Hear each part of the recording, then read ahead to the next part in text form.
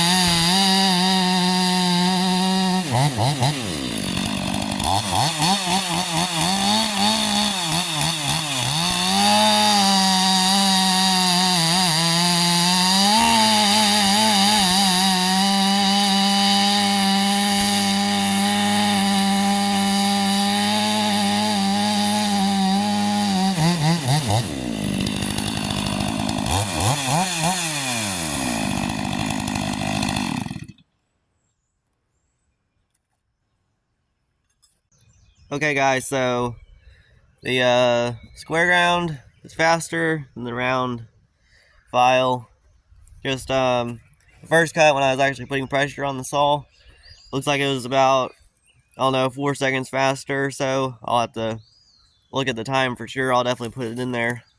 And just not putting any pressure on the saw on this last cut, it was only about a second faster, maybe even the same as the round, but I don't know if it's worth it for you guys to get a square ground file. Pretty cool though. So yeah, thanks for watching.